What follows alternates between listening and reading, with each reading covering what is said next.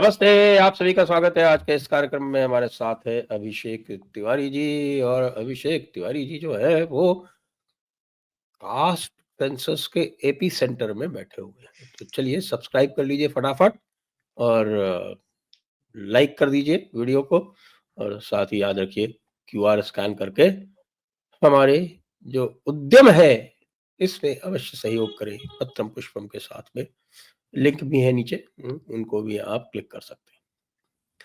अभिषेक जी, ये caste census तो आपका बिहार का मुद्दा था और बिहार का मुद्दा जब कास्ट सेंसस आया उसके बाद फिर कास्ट सेंसस डिफ्यूज भी हो गया, फ्यूज भी हो गया, रोक भी लग गई 65% पर। सुप्रीम कोर्ट ने उसके ऊपर मोहर भी लगा दी और सब होने के बाद तो ठंडा पड़ा हुआ था। लोग कह रहे हैं कि साहब ये कास्ट सेंसस बिहार इलेक्शन की वजह से हुआ। मेरे कुछ समझ में नहीं आ रहा, मैं कंफ्यूज हूँ। संजय सर, सबसे पहले आपको प्रणाम, आपके सभी दर्शकों को प्रणाम, नमस्कार, जय श्री राम। कल मैंने एक शेर बोला था कि अगर अज़ाब आना ही है तो मेरे सर से गुजर जाए, पता तो चले कि मेरी किश्ती में कितना दम है। तब तक इंडियन एक्सप्रेस का वाह वो वाह वाह वाह वाह वाह। तब तक वो इंडियन एक्सप्रेस का वो आर्टिकल आ गया जिसमें 1931 के कास्ट सेंसस का जिक्र हो गया, जिसमें कहा गया कि ब्राह्मणों का सबसे ज्यादा इस देश में प्रतिशत है जनसंख्या। अ, भारत की राजनीति मुझे मंडल कमीशन और उस वक्त कैसे बदली, क्या बदली और कैसे पॉपुलेशन काउंट किया गया, रिजर्वेशन के पीछे क्या-क्या तर्क दिए गए, उस वक्त कम से कम मैं पैदा नहीं हुआ था तो मुझे नहीं पता। लेकिन जो मेरे व्यक्तिगत अनुभव कम से कम मध्य प्रदेश, राजस्थान, उत्तर प्रदेश जैसे स्टेट के हैं। तो ये जब राजद वाले या लो आईक्यू वाले वामपंथी चटियल गैंग जिनके सर के ऊपर 2-4 बाल भी नहीं बचे हैं और अपने आप को उसी हिसाब से इंटेलेक्चुअल दिखाते हैं जैसे एक कि तो वाइफे भाग गई, इतना इंटेलेक्चुअल है। खैर, तो ये कहते हैं 3% ब्राह्मण। भाई 80 लोकसभा सीट है उत्तर प्रदेश में, वहां सबसे ज्यादा जनसंख्या किसी कास्ट में, और मैं तो दावे के साथ कहता हूं मुसलमान से भी ज्यादा जनसंख्या ब्राह्मणों की। इसीलिए वहां ब्राह्मण की राजनीति का सेंटर है। मायावती भी सत्ता में ब्राह्मण वोट से आती है, अखिलेश भी जब आए थे तो ब्राह्मण वोट के कारण सत्ता में आए थे, और जब बीजेपी पिछले 2 बार से आ रही तो ब्राह्मण के कारण आ रही। और सिर्फ ब्राह्मणों तक ये बात नहीं है, उत्तर प्रदेश जैसे राज्य में अगर हम जाएं तो लगभग 13% ब्राह्मण, 2.5% भूमिहार, 8% राजपूत, इसके बाद कायस्थ, बनिया, शेख, सैयद, अशराफ, सिया के, उन सबको अगर मिला दे तो लगभग 40-42% सीधे सीधे जनरल कास्ट होता है। तो ये 15% वाला वर्सेस 85% का कहां से आ गया डेफिनेशन? पहले तो इन मंदबुद्धियों से हम ये पूछना चाहते हैं। चलिए बिहार में भी चले जाते हैं।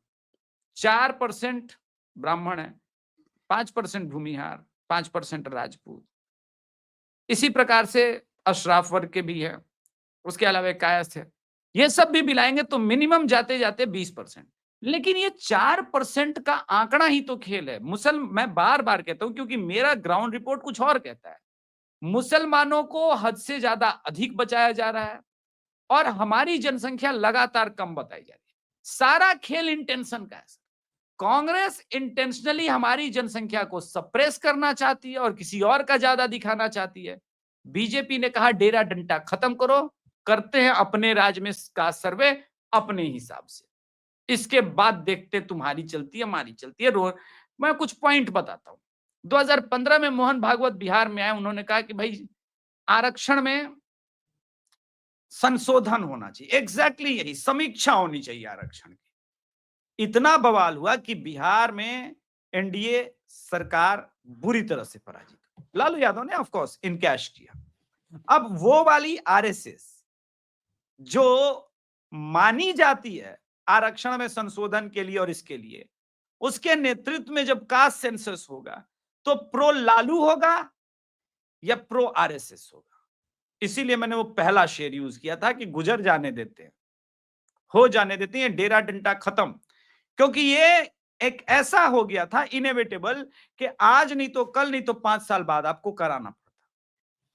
इस देश में अब कुछ लोगों ने मान लिया था कि हिंदू नहीं तोड़ सकते, तो इसके नाम पर इतनी अराजकता हम पूरे देश में फैला देंगे कि विवश करा देंगे, तभी वो कॉन्फिडेंस है।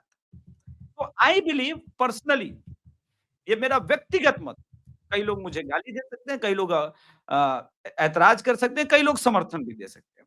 मेरा व्यक्तिगत रूप से मानना है कि भाई कास्ट सेंसस तो होना ही चाहिए, हमारे पास डेटा होना ही चाहिए। लेकिन कल 2 इंपॉर्टेंट बातें एनडीए के घटक दलों ने बोली। पहली बात चिराग पासवान ने बोली कि कास्ट सेंसस हो, लेकिन ये आंकड़े सरकार अपने पास रखे ताकि समाज ना विभाजित हो।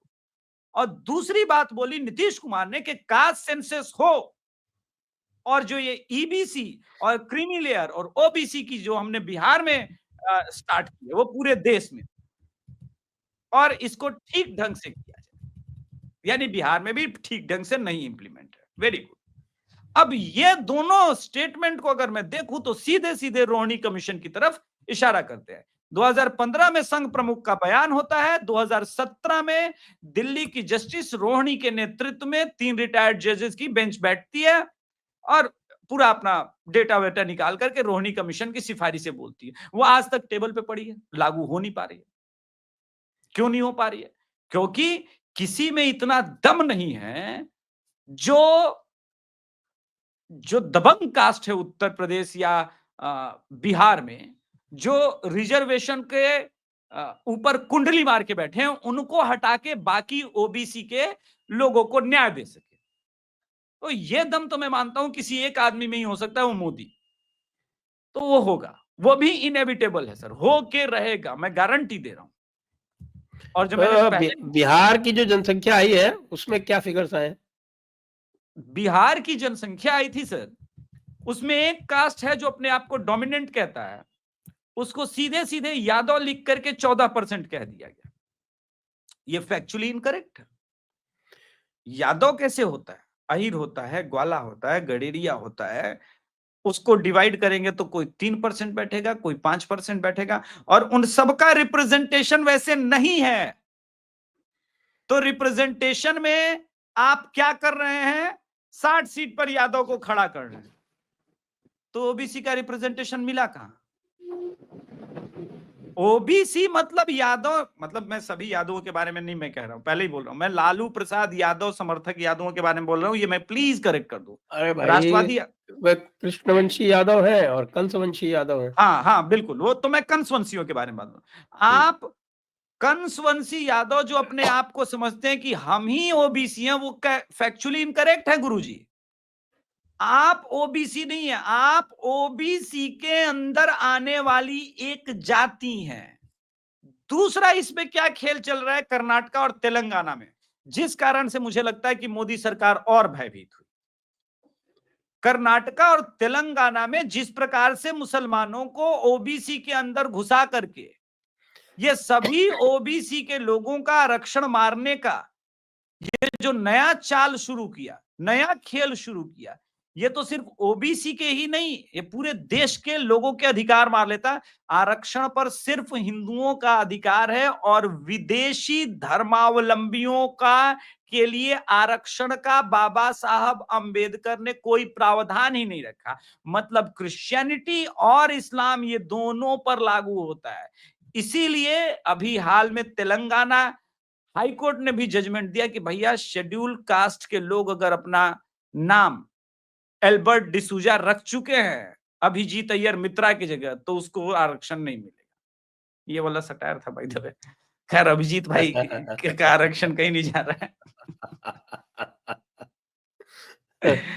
तो अब दिक्कत वाली बात हो गई ना। हाँ, तो दिक्कत वाली बात हो गई। तो लेकिन अब ये बात है कि ये सब सारी चीजों को आप इंप्लीमेंट कैसे करेंगे? आपके पास कोई डेटा तो होना चाहिए।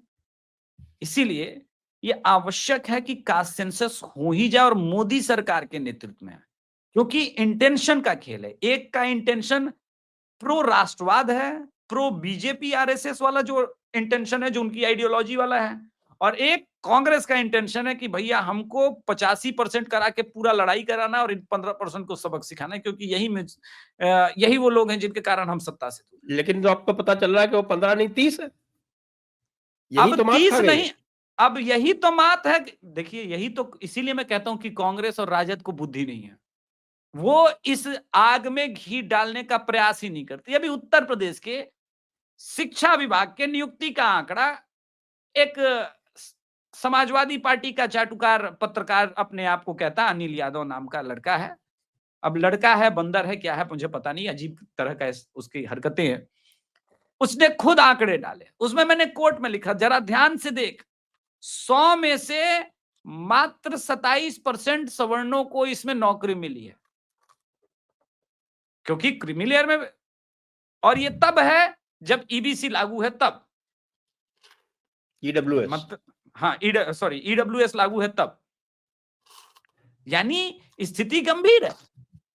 तो भैया हो जाने देते हैं, पता चल जाएगा।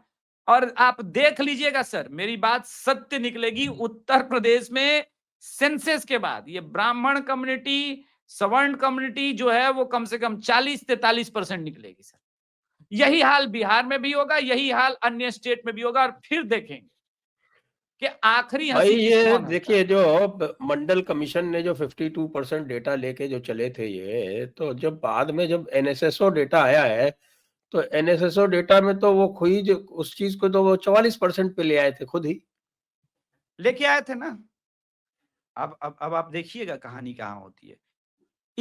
इस देश में क्या, अब राहुल गांधी गिनने वाले ने क्या कहा है, जो 85% वाले में, उसमें अशराफ वर्ग, पूरा मुसलमान वर्ग, सबको बोल दिया ये सब तो साला शेड्यूले कास्ट है ना जी, गरीब है। तो वो तो देखिए, अब इटली का विद्यार्थी है, उसको कितना दिमाग है भारत के लिए। अब देखिए, गौण जाति के बारे में बात कर रहा था अपने एक मित्र से चैनल पर।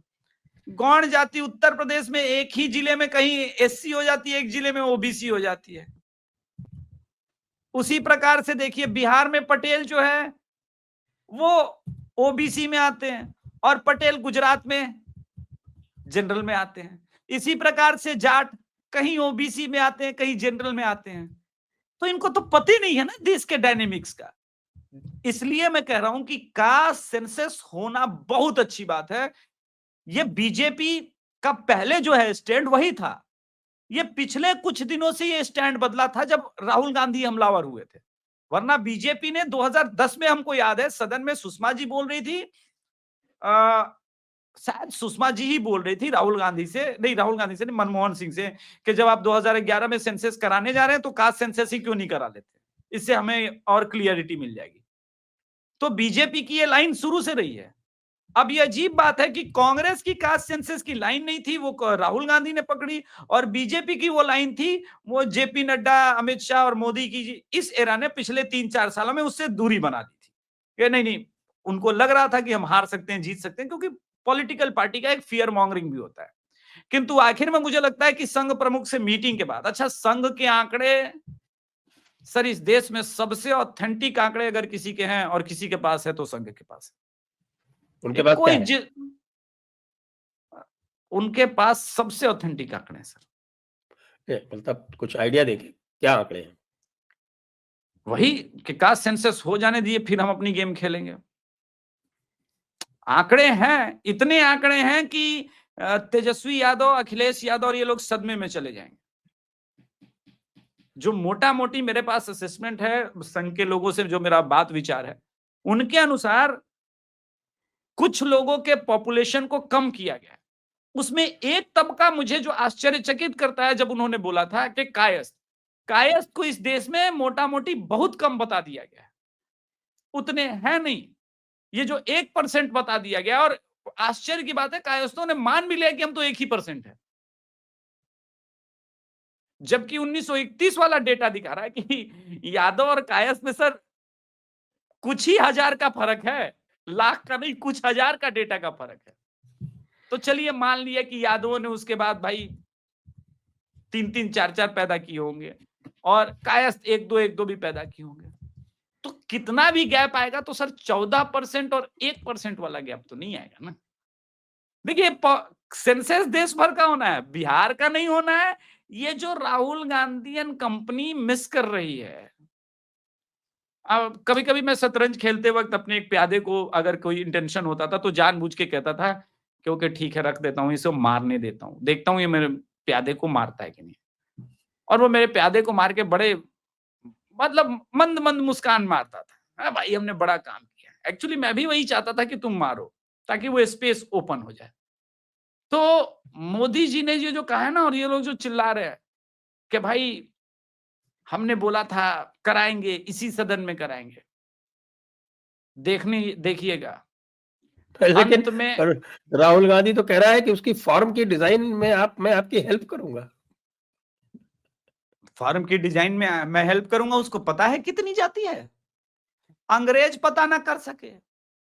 अंग्रेज गए थे, फिर बोलूंगा, अंग्रेज गए थे दो कास्ट, स्पेशली नाम ले लेते हैं, सुनार के पास और यादव के पास।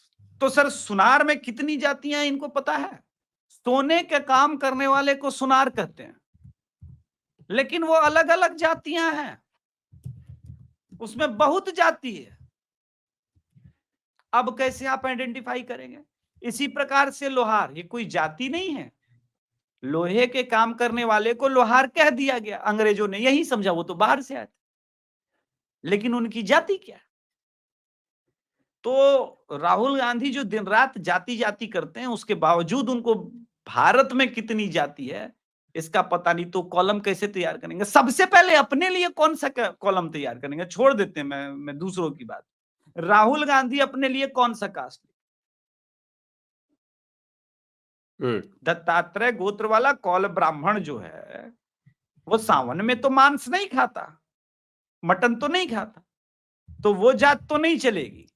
ये बताएं कि उनकी जात क्या है? उनकी जाति तो दत्तात्रेय गोत्र के ब्राह्मण है। अरे दत्तात्रेय गोत्र के ब्राह्मण कैसे हुए? अच्छा जी, कोई अपनी जाति बताएगा तो उसका प्रूफ भी देना होगा क्या? फिर अगर प्राइमरी शिक्षकों के द्वारा ही सेंसस हो जाना है, तो फिर इस सेंसस का मतलब क्या रहेगा?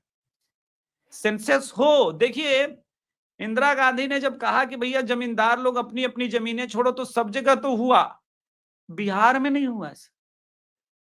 अभी जो सदन के अंदर पप्पू यादव सीने पर ऐसे ताल ठोक के मार रहा था कि हम जमींदारों के परिवार से और 5,000 एकड़ की तो हमारी खेती है, पूछिएगा जरा कि कौन से लॉजिक से 5,000 एकड़ आज भी है? दूसरे से बाद में छीनिएगा, पहले पूछे ये सवाल।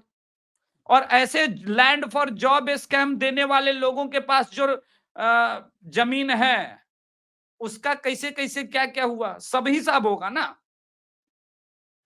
खाली अभिषेक तिवारी थोड़ी ना छोड़ेगा, छोड़ना तो आपको भी पड़ेगा, और आपको ज्यादा तकलीफ होगी। अभिषेक तिवारी के पास तो है ये 4 बीघा, उसमें 2 बीघा हमारा बड़ा भाई ले लेगा, तो छोड़ेंगे क्या? उसमें एक और भैया भाई को घुस 1931 के सेंसस में ये कहा जा रहा है कि अहीर 1.8% और ग्वाला 0.7%, यानी टोटल 2.5% बताया जा रहा है। इसीलिए हम कहे कि ये जो कॉन्सेप्ट है ना, लाठी के दम पर कोई करा दिया है। और उस वक्त चूंकि हमारे पास ऑथेंटिक सर्वे था नहीं, और कुछ लोग अपने आप को कमजोर फील कर रहे थे, सत्ता में भी नहीं थे, और सामने घाक कांग्रेसी थी, तो कहा हो जाने तो बाद में इसी पे राजनीति करें। 75 साल का जितना कूड़ा कचरा है सब मोदी साफ करेगा, सब मोदी के ही जिम्मे है। मोदी राष्ट्रवादियों की भी गाली सुनेगा, कांग्रेसियों की भी सुनेगा, पाकिस्तानियों की भी सुनेगा, हमारी आपकी भी सुनेगा, लेकिन साफ वही करेगा, और कोई नहीं करेगा। अब आप मुझे ये बताइए कि कई लोगों का ये मानना है कि साहब ये सारा कार्यक्रम बिहार चुनाव को ध्यान में रखते हुए किया गया। हाँ किए हैं। इसके बारे में आपका क्या कहना है? नहीं, हम किए हैं, हम किए हैं। आप बताइए कि आपके पास उसका क्या काउंटर है? हम किए। बिहार में तो जातीय जनगणना हो गई है, और बिहार में खाली अब स्लैब बदलना है, रोहिणी कमीशन प्रॉपर ढंग से लागू करना है। नीतीश कुमार ने तो कह ही दिया कि भाई पूरे देश में ये मॉडल लागू, तो किए हैं। आप बताइए आपके पास माई के अलावे क्या है? हमारे पास सारा समीकरण है, और वो नहीं भी होता तब भी आपके पास समीकरण नहीं जा रहे थे। ये सब बकवास चीज है कि बिहार सर देश भर में दिन रात चुनाव हर 6 महीना पे चुनाव है। पिछले साल 4 चुनाव, उसके पिछले 2022 में कितने चुनाव, 24-23, हर साल तो चुनावे हैं सर। तब तो कुछ होगा ही नहीं इस देश में। अब 26 में बंगाल ही है, 27 में यूपी है, तो कब किया जाए? यूपी चुनाव से पहले कर दिया जाए। अब ये लोग बिहार क्यों कह रहे हैं? हम कहते हैं यूपी क्यों ना कहा जाए, ताकि पूरी यूपी की राजनीति की डायनेमिक्स बदल जाए। आप कैसे ब्राह्मण को गाली देंगे जब वो निकलेगा सीधे सीधे 14%? हम देखेंगे अखिलेश यादव फिर कैसे देते हैं। अभी कितना है सर? अभी ऑफिशियली जो माना जाता है 12.5-13% लोग मानते हैं, ये मान के चलते हैं। नहीं, ये भूमिहार मिला के अलग? नहीं, माइनस भूमिहार सर, 2.5% भूमिहार, बलिया वो गाजीपुर वाला वो पूर्वांचल एरिया अलग, 8% यादव। यूपी का ऑफिशियल यादवों का फिगर जो माना जाता है वो 8% है, बिहार में 14% माना जाता है। तो पता चले। और बिहार, आपने जो भी ब्राह्मणों को बताया, बिहार का जिक्र बताया क्या 12.5? नहीं, ये यूपी का। नहीं, मैं तो बिहार का, क्योंकि ऑफिशियल डेटा है, उस ऑफिशियल डेटा से पूछ रहा हूं। नहीं, बिहार में 3.5%। बस ऐसा तो नहीं होना चाहिए। नहीं होना चाहिए, यही, क्योंकि मैं जब ग्राउंड पर जाता हूं तो रोहतास हमारे डोमिनेंस में है, कैमूर हमारे डोमिनेंस में है, बक्सर हमारे डोमिनेंस में है, भोजपुर भूमिहार के डोमिनेंस में है, चलते हैं दरभंगा, तिरहुत प्रमंडल, मुजफ्फरपुर, यहां भी ठीक ठाक जनसंख्या है। चले जाइए सीमांचल में, पूर्णिया, कटिहार, यहाँ का आपको खाली झाए जी तो मिलवे करते हैं। अब ये कोई ना कहता कि अभिषेक जी अलग ब्राह्मण है और झा जी अलग ब्राह्मण है, तो ये ब्राह्मण में ना गिने जाए। गिनना तो आपको ब्राह्मणे में ना पड़ेगा। इसी कारण ये डाउटफुल है, और मैं कई दिन से कह रहा था, पहले दिन से, तो हो जाने देते हैं। हाँ, इसके लिए कुछ करना पड़ेगा प्रॉपर ढंग से। आपके पास कास्ट सर्टिफिकेट होना चाहिए, pan card linking is must, और उसके अलावे आधार कार्ड, ये 3-4 डॉक्यूमेंटेड एविडेंस होने चाहिए। टाइम टेकिंग प्रोसेस है, हो सकता है कि 2029 का चुनाव भी बीत जाए इस चक्कर में। तो इसीलिए मैंने कहा कि राष्ट्रवादियों, ये पैनिक होने का नहीं, सेलिब्रेट करने का समय। फाइनली परसों तो आप इसको जो है वो पूरी तरह अमित से मालवीय को, अमित मालवीय को और इनको भी कि साहब की ये इस समय करने की क्या जरूरत थी, क्या किया क्या नहीं किया। हाँ ठीक तो बोला है। और आप तो ये भी कह रहे थे कि साहब बिहार में चुनाव हार जाएंगे। देखिए ये फैक्ट है कि बिहार में बहुत, मैंने वही कहा कि पैनिक करने का समय, मैंने देखा कि भाई अमित मालवीय से नहीं हो रहा है, तो एज अ बिहारी मेरा भी तो बिहार बचाने का दायित्व है। मैंने देख लिया कि भाई राजद और कांग्रेस की आईटी सेल से इनसे लड़ा नहीं जाएगा, इनके पास ना कोई लॉजिक है ना कोई हथियार है। तो फाइनली मैंने ही अपना गांडी उठाया। मैं क्या करता? राजद के हाथों में सत्ता जाते हुए देखने से ज्यादा अच्छा है कि हम ही आए और वास्तविकता के धरातल पर कुछ बात करके। देखिए सर, राजद अगर आ गई तब तो अभिषेक तिवारी का पॉपुलेशन 2.5% नहीं बचेगा, वो 1.5%। समझिए सारा खेल इंटेंशन का है। आपका साइज तो नहीं छोटा कर दिया जाएगा ऊपर से? अरे हो सकता है, बोले 4.5 फीट का है, इसलिए सारा खेल इंटेंशन का है गुरुजी। तो हमको पता है कि हमारे लिए बेनिफिशियरी कौन है, कहाँ हमारा बेनिफिट मिलेगा, तो बेटर है वही खेले, वो कार्ड खेले जो हमारे। देखिए कभी 28 खेलिएगा तो 2-4 गेम के बाद पता चलने लगता है कि कौन सा कार्ड किसके पास है। तो कम से कम इतना मुझे पता है कि राजद और कांग्रेस के पास इस वक्त क्या कार्ड।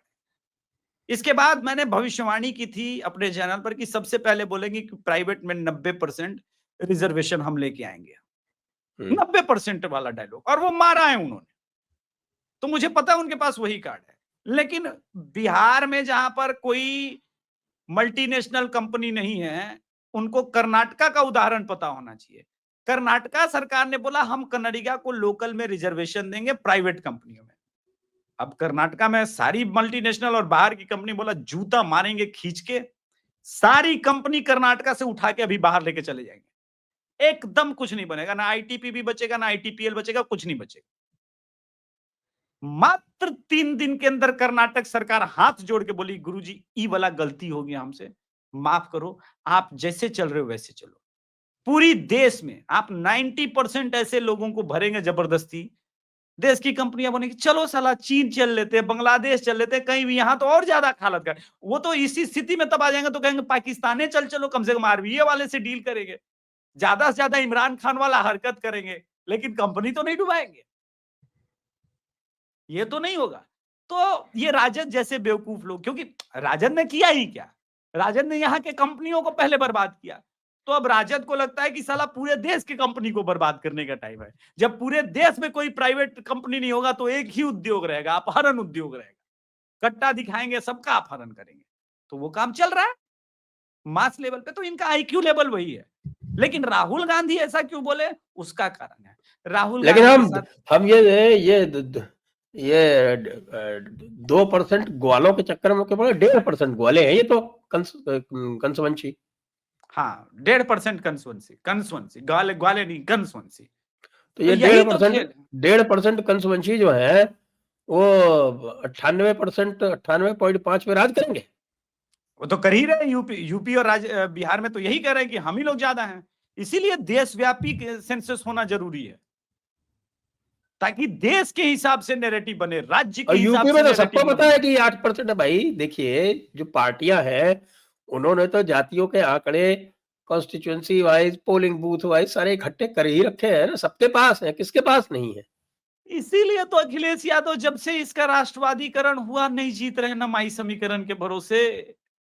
और हम तो कब से कह रहे हैं कि यूपी का हाई दिखा रहा है 19% मुस्लिम पॉपुलेशन, क्योंकि पूर्वांचल वगैरह तो हम जहां सबसे नेक टू नेक फाइट है गुरुजी, वहां तो हमने ग्राउंड रिपोर्टिंग की है ना, तो पता आता है ना पेपर हाथ में आने के बाद, वोटिंग डिटेल्स जब आंकड़े देखते हैं तो।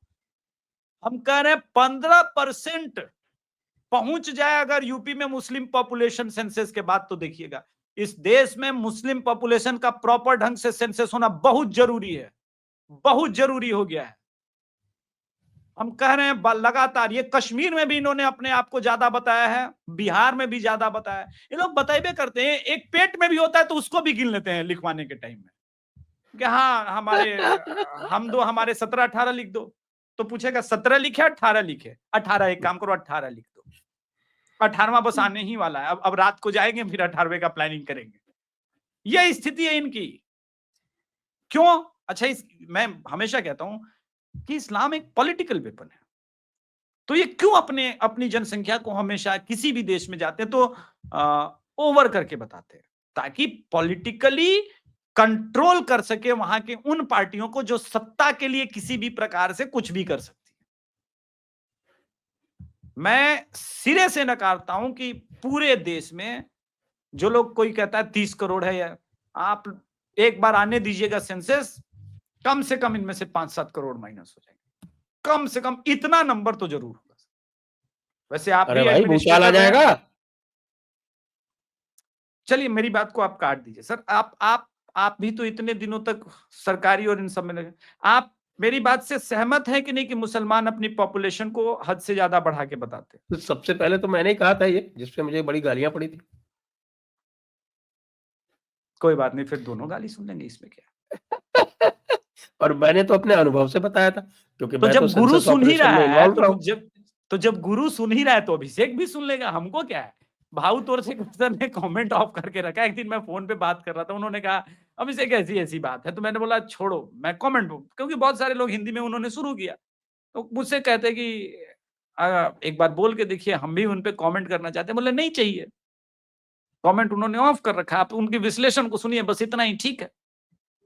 अब दिक्कत क्या है कि इस देश में एक बड़ी प्रॉब्लम आई है, वो कमेंट बंद करने की वजह से उनके व्यूज नहीं जाते। बिल्कुल सही बात है, तो वो कहते भी हैं।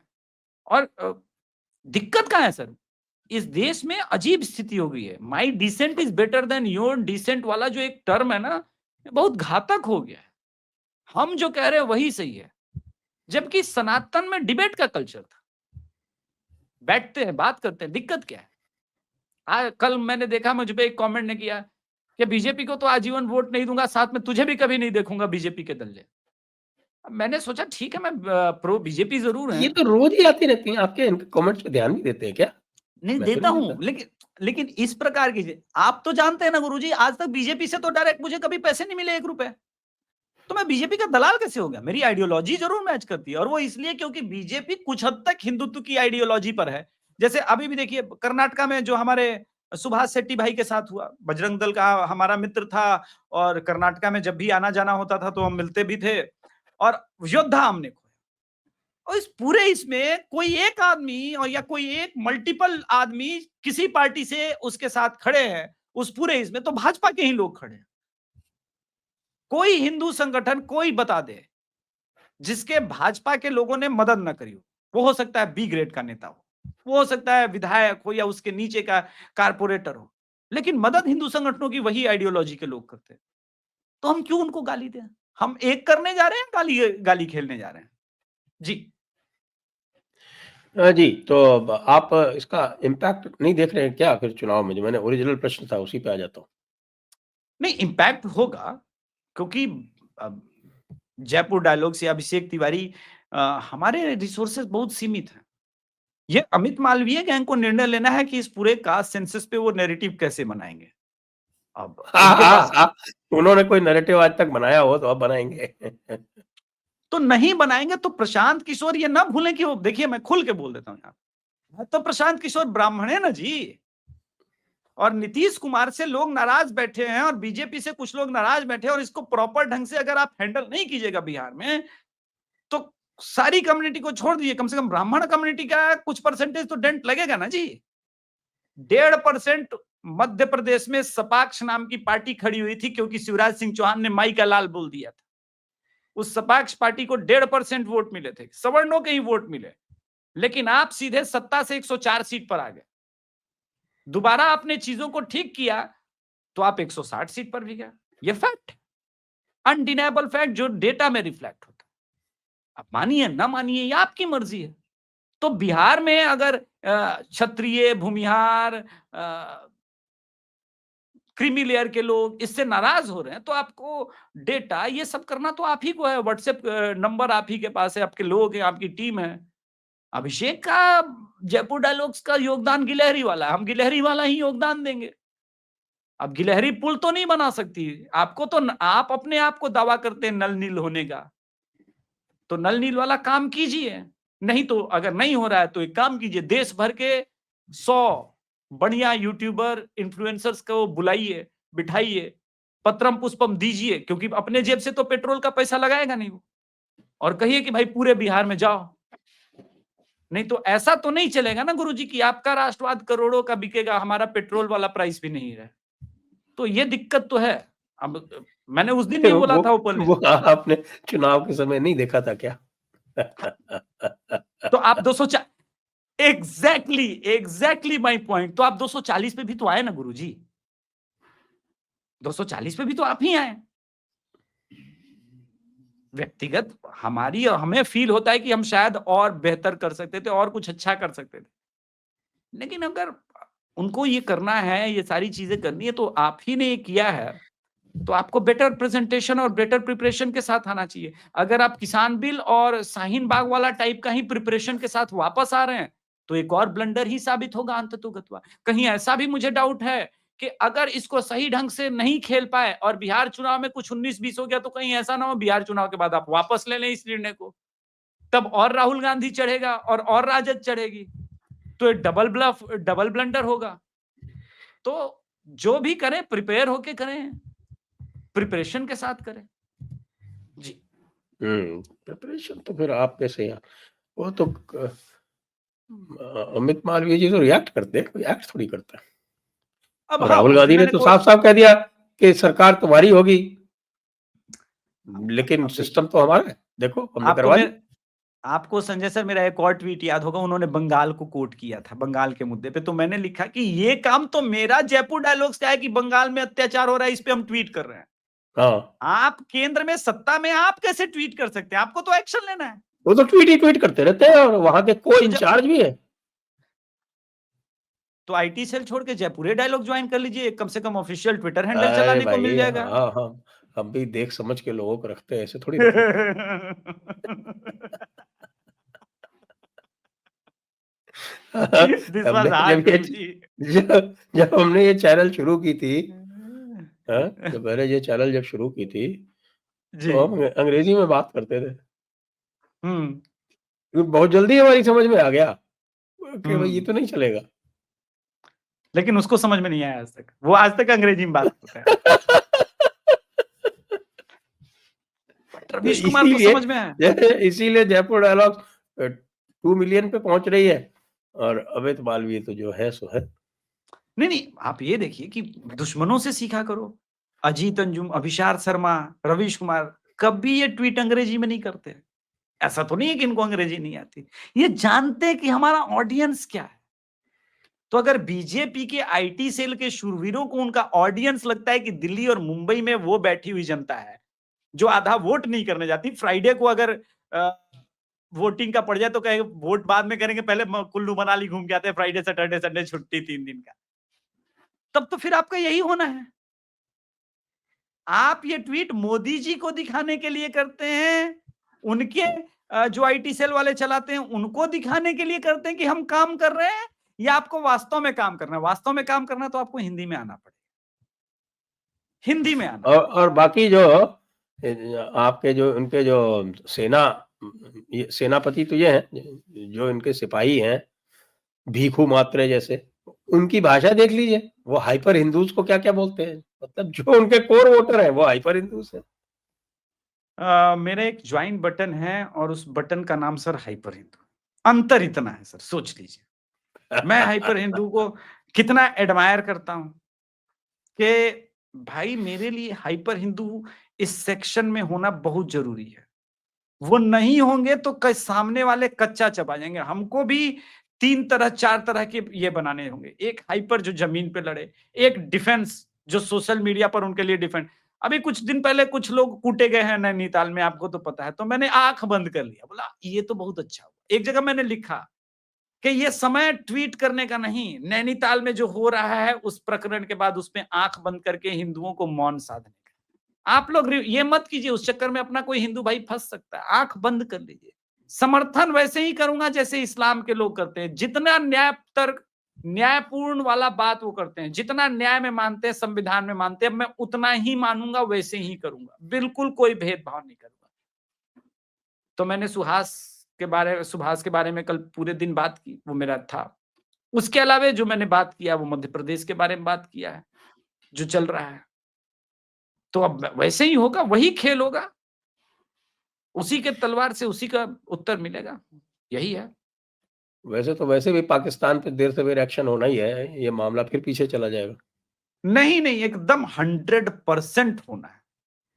कल रात भर एक्सरसाइज हुए, कहां हुए नहीं बताएंगे क्योंकि बिहार में भी गरज रहता है। बिहार में इंपॉर्टेंट चीज है, इंपॉर्टेंट जगह है। एकदम रात भर सुखोई गरज रहा था। ऐसे थोड़ी ना चल रहा है। हमको भी पता है जन्नत की हकीकत क्या है, कहां कहां बॉर्डर एरिया पे क्या क्या गाइडलाइन जारी हुए हैं।